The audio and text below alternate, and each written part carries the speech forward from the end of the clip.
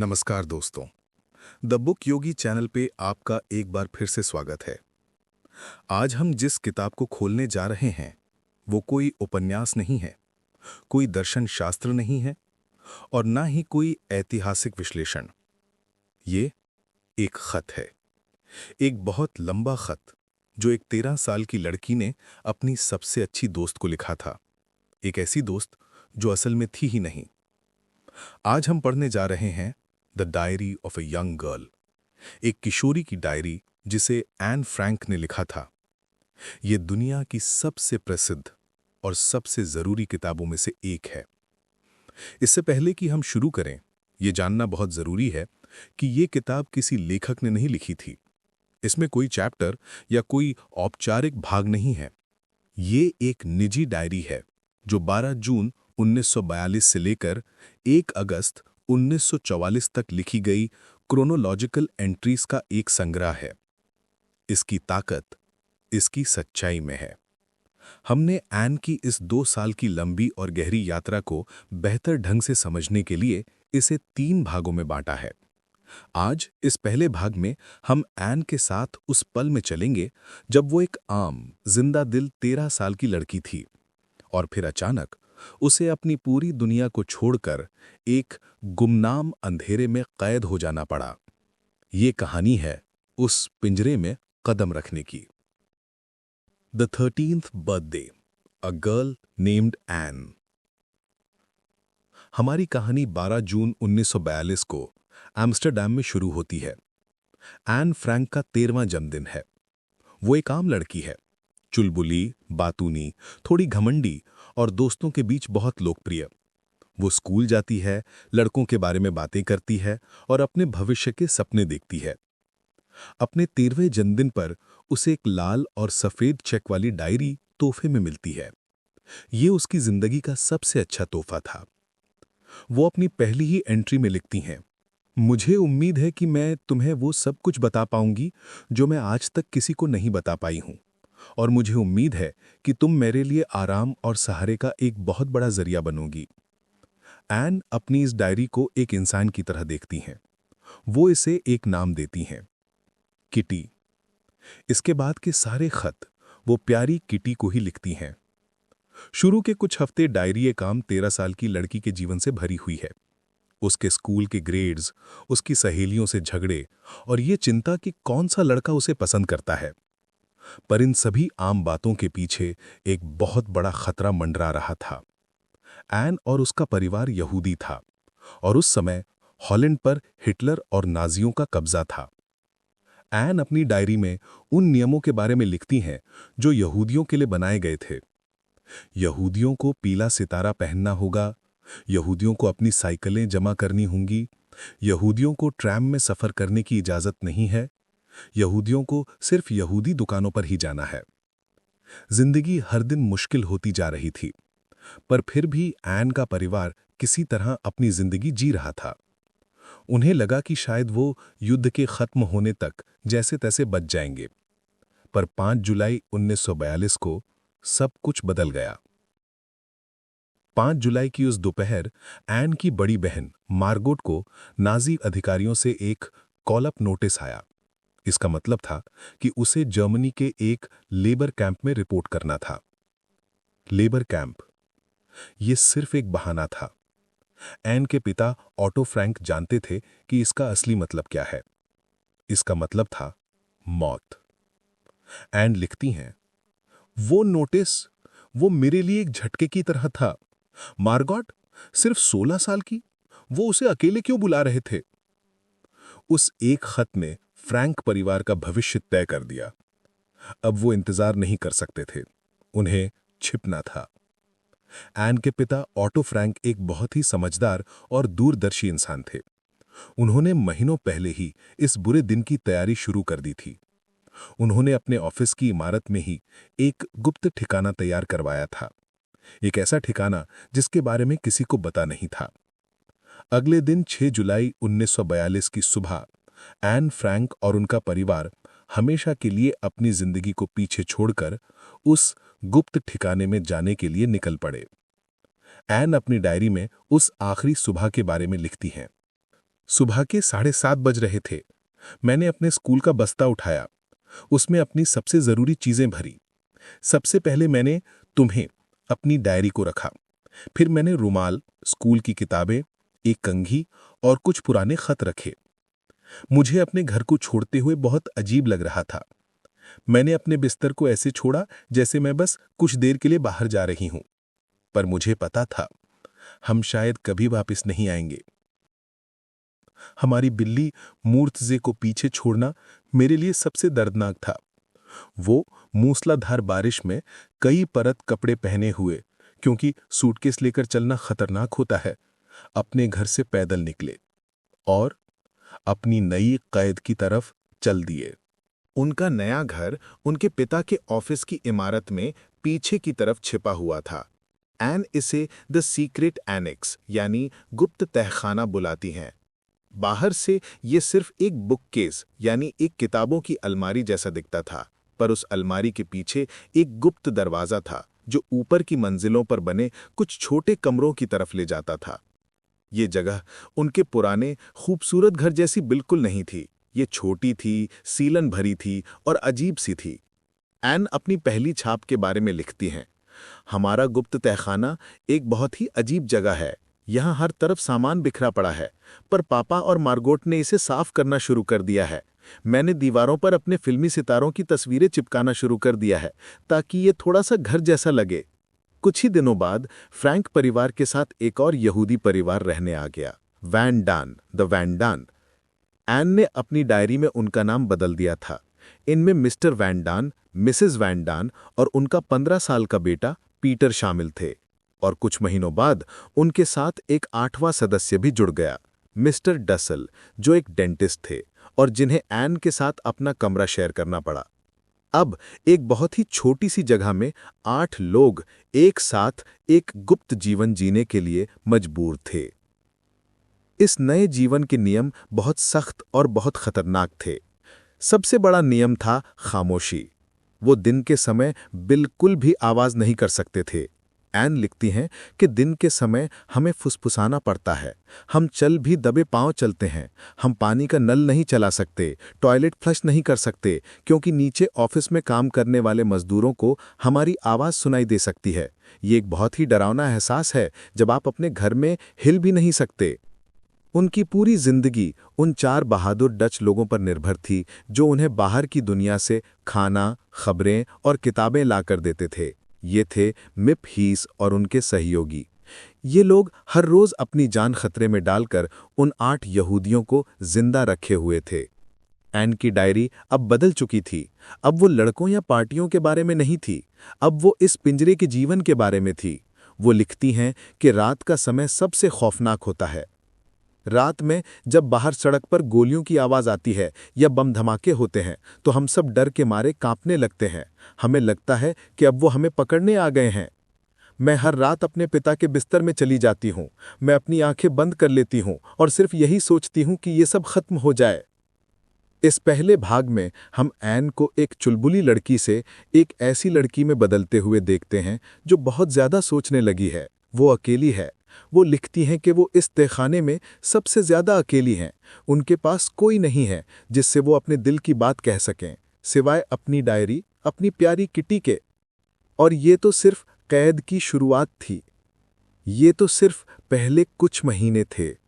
अभी उन्हें इसी घुटन भरे माहौल में 2 साल से भी ज्यादा वक्त बिताना था।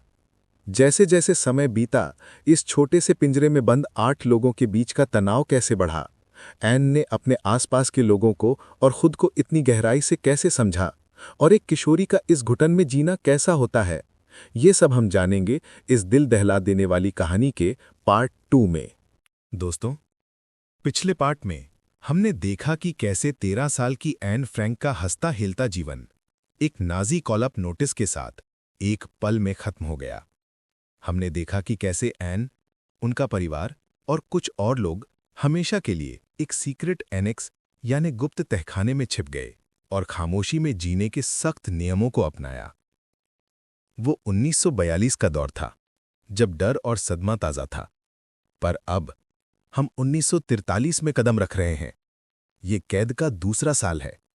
इस दूसरे भाग में हम उस पिंजरे के अंदर की असली जिंदगी को देखेंगे, जब शुरुआती सदमा खत्म हो जाता है और एक अंतहीन, उबाऊ और घुटन भरी हकीकत बाकी रह जाती है। ये कहानी है उस प्रेशर कुकर की जिसमें 8 अलग-अलग इंसान एक साथ रहने को मजबूर थे।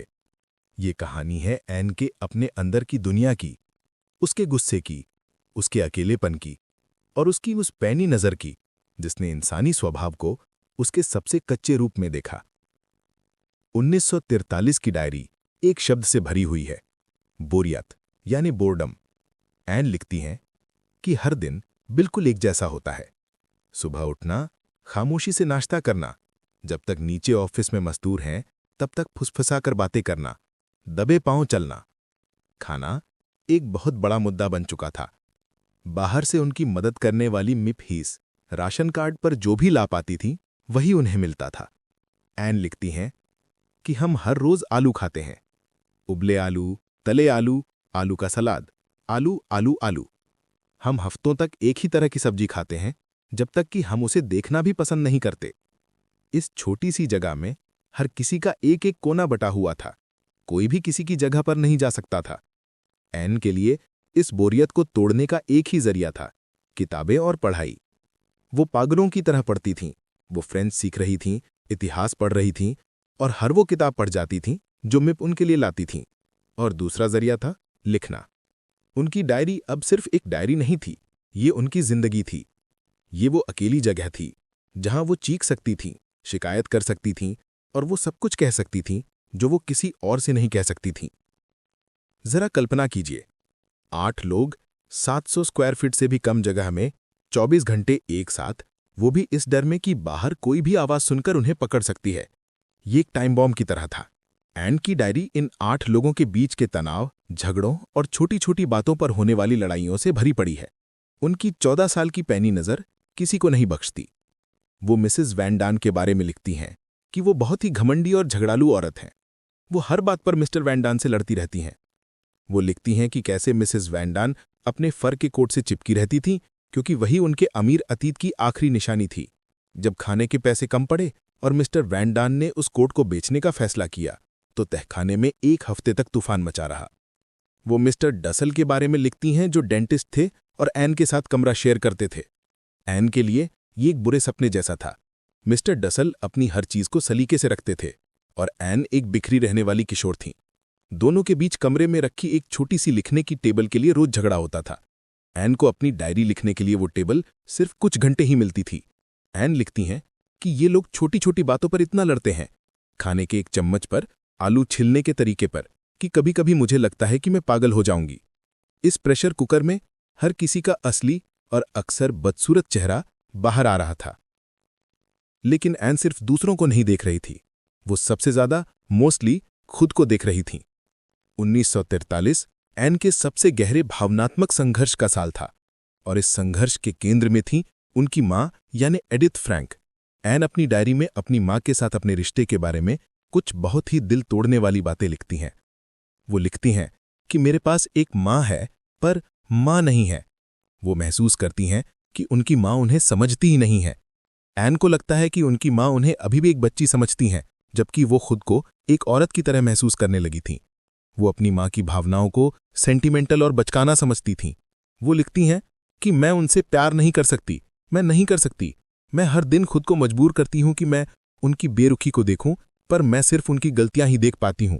ये एक 14 साल की लड़की का कच्चा, ईमानदार और क्रूर दर्द है जो अपनी ही मां से जुड़ाव महसूस नहीं कर पाती और इस बात के लिए खुद को दोषी भी महसूस करती है। इसके ठीक उल्टा वो अपने पिता ऑटो फ्रैंक, जिन्हें वो पिम बुलाती थीं, उन्हें वो दुनिया में सबसे ज्यादा प्यार करती थीं। उनके लिए उनके पिता आदर्श इंसान थे। वो शांत थे, समझदार थे और वो ऐन को समझते थे।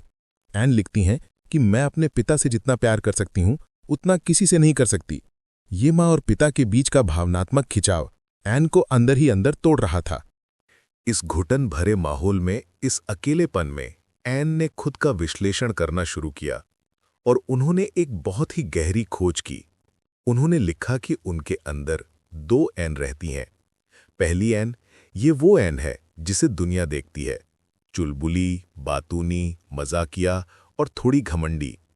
वो ऐन जो हर बात का जवाब देती है और लड़कों का ध्यान खींचना पसंद करती है। ये एक मुखौटा है जो उसने खुद को बचाने के लिए पहन रखा था। और दूसरी ऐन, ये है असली ऐन। ये बहुत ही गहरी, शांत और भावुक है। ये वो ऐन है जो सितारों को, प्रकृति को और अच्छी किताबों को प्यार करती है। ये वो ऐन है जो दुनिया में कुछ अच्छा करना चाहती है। पर ये दूसरी ऐन बहुत कमजोर है। वो बाहर आने से डरती है क्योंकि उसे डर है कि लोग उसका मजाक उड़ाएंगे। ऐन अपनी डायरी में लिखती है, मैं चाहती हूं कि लोग मेरी दूसरी ऐन को देखें, पर वो दिखती ही नहीं। दुनिया मुझे एक बहुत ही होशियार और मजेदार लड़की समझती है, पर किसी को नहीं पता कि मैं अंदर से कितना रोती हूं। 1943 के अंत तक ऐन सिर्फ एक बच्ची नहीं रह गई थीं जो छिपने का खेल खेल रही थीं। वो एक गहरी विचारक बन चुकी थीं, जो इंसानी स्वभाव की गहराइयों को और खुद अपनी आत्मा की गहराइयों को समझ रही थीं। तो ये था पार्ट 2, कैद का दूसरा और सबसे मुश्किल साल। ये बोरियत, तनाव और गहरे आंतरिक संघर्ष का साल था। ऐन की डायरी अब सिर्फ एक रिकॉर्ड नहीं, बल्कि उनकी सबसे अच्छी दोस्त, उनका आईना और उनकी जान बचाने का जरिया बन चुकी थी। पर 1944 की शुरुआत के साथ कुछ बदलने वाला था। ऐन का दिल जो अब तक सिर्फ अपने पिता के लिए धड़कता था, वो अब किसी और के लिए भी धड़कने लगा। उस छोटी सी चुलबुली लड़की के अंदर की जो औरत थी, वो अब जागने वाली थी। कैसे ऐन को तहखाने में अपना पहला प्यार मिला, युद्ध, धर्म और इंसानियत के बारे में उनके सबसे गहरे विचार क्या थे, और उस आखिरी दिल दहला देने वाले दिन क्या हुआ, ये सब हम जानेंगे इस कहानी के ग्रैंड फिनाले पार्ट 3 में। दोस्तों, पिछले पार्ट में हमने 1943 के उस घुटन भरे साल को देखा। हमने देखा कि कैसे सीक्रेट एनेक्स एक प्रेशर कुकर बन चुका था, जहां 8 लोग बोरियत, डर और आपसी तनाव में जी रहे थे। हमने 14 साल की ऐन के अंदर के उस तूफान को देखा, उसकी मां के साथ उसका मुश्किल रिश्ता, उसका अकेलापन और उसकी 2 ऐन की सच्चाई। अब हम 1944 में कदम रख रहे हैं। यह कैद का तीसरा साल है, और ये वो साल है जिसमें वो 14 साल की बच्ची एक 15 साल की औरत में बदल जाती है। आज इस अंतिम पार्ट में हम ऐन की जिंदगी के सबसे गहरे और सबसे परिपक्व दौर को देखेंगे। हम उसके पहले प्यार, उसके एक लेखिका बनने के सपने और इंसानियत के बारे में उसके उस असाधारण विश्वास को जानेंगे जो आज भी दुनिया को रोशनी देता है। और हम उसकी डायरी के उस आखिरी दिल दहला देने वाले पन्ने तक पहुंचेंगे। 1944 की शुरुआत ऐन के लिए एक नई भावना लेकर आई। वो अब सिर्फ पिम यानी अपने पिता की लाडली नहीं थी। उनका दिल किसी और के लिए धड़कने लगा था। वे थे पीटर वैन डान, वही 17 साल का शर्मीला लड़का जो उसी तहखाने में रहता था और जिसे ऐन पहले अजीब और बोरिंग समझती थी। शायद ये उनका साझा अकेलापन था। ऐन लिखती हैं, शायद ये इसलिए हुआ क्योंकि हम दोनों को किसी ऐसे की जरूरत थी जो हमारे राज सुन सके। वे दोनों शाम को जब सब सो जाते तो चुपके से तहखाने के अटारी में चले जाते। वो छोटी सी खिड़की उस कैद में उनकी आजादी का इकलौता कोना थी। ऐन लिखती है, हम दोनों एक ही खिड़की से बाहर देखते हैं। हम सितारों को, चांद को और उस बड़े से शाहबलूत के पेड़ यानी चेस्टनट ट्री को देखते हैं। जब तक मेरे पास ये है, ये आसमान, ये चांद और ये पेड़, तब तक मैं खौफ में नहीं जी सकती। अटारी में वो दोनों घंटों तक बातें करते, अपने डर के बारे में, अपने सपनों के बारे में, अपने माँ बाप के बारे में। और फिर 16 अप्रैल 1944 को ऐन ने अपने पहले चुंबन के बारे में लिखा। वो लिखती हैं, ये कोई बहुत तूफानी एहसास नहीं था, ये बस एक गहरी शांति थी। मुझे लगा जैसे मैं सिर्फ उसकी दोस्त नहीं, बल्कि उससे कहीं ज्यादा हूं। इस छोटी सी मासूम प्रेम कहानी ने ऐन को वो भावनात्मक सहारा दिया जिसकी उन्हें सख्त जरूरत थी। इसने उन्हें खुद को एक औरत के रूप में देखने की हिम्मत दी। 1944 में एन के साथ एक और बहुत बड़ी घटना घटी। 29 मार्च को उन्होंने डच सरकार के एक मंत्री का रेडियो प्रसारण सुना जो लंदन से बात कर रहे थे। उस मंत्री ने कहा कि युद्ध के बाद उन्हें आम लोगों के खतों और डायरियों को इकट्ठा करना चाहिए ताकि दुनिया को पता चल सके कि नाजियों के जुल्म के दौरान लोगों ने क्या सहा। ये शब्द एन के लिए एक रोशनी की तरह थे। उनकी डायरी अब सिर्फ उनकी निजी दोस्त किट्टी नहीं रह गई थी, ये एक ऐतिहासिक दस्तावेज बन चुकी थी। एन के अंदर की लेखिका जाग उठी। उन्होंने एक बहुत बड़ा फैसला किया। उन्होंने तय किया कि वो अपनी पुरानी डायरी को फिर से लिखेंगी। वो उसे एडिट करेंगी और युद्ध के बाद उसे एक किताब के रूप में प्रकाशित करेंगी। उन्होंने अपने उस किताब का नाम भी सोच लिया था, द सीक्रेट एनेक्स। अब वो सिर्फ एक लड़की नहीं थी जो छिप रही थी, वो एक लेखिका थी जो अपने किरदार, अपने अनुभव और अपने विचारों को दर्ज कर रही थी। उन्होंने अपनी जिंदगी का एक मकसद खोज लिया था। जैसे जैसे एन एक लेखिका के रूप में परिपक्व हुई, उनके विचार भी गहरे होते गए। अब वो सिर्फ तहखाने के झगड़ों के बारे में नहीं लिख रही थीं। वो युद्ध, धर्म, राजनीति और इंसानियत के सबसे बड़े सवालों पर लिख रही थीं। वो 15 साल की लड़की उन चीजों के बारे में लिख रही थी जिन्हें समझने में दार्शनिकों को सदियां लग जाती हैं। वो लिखती हैं कि उन्हें समझ नहीं आता कि इंसान इंसान पर इतना जुल्म क्यों करता है। वो लिखती हैं, हम यहूदी सिर्फ यहूदी नहीं हैं, हम इंसान हैं और हमें भी जीने का उतना ही हक है जितना किसी और को। वो अपने अंदर की 2 एन के बारे में लिखती हैं और इस बात से चिढ़ती हैं कि लोग उन्हें सिर्फ एक चुलबुली सतही लड़की समझते हैं।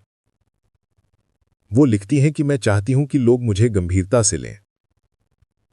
और फिर अपनी कैद के आखिरी हफ्तों में 15 जुलाई 1944 को एन फ्रैंक ने वो शब्द लिखे जो आज भी इंसानियत की सबसे बड़ी उम्मीद माने जाते हैं। उस वक्त बाहर दुनिया जल रही थी। हिटलर लाखों यहूदियों को मार रहा था।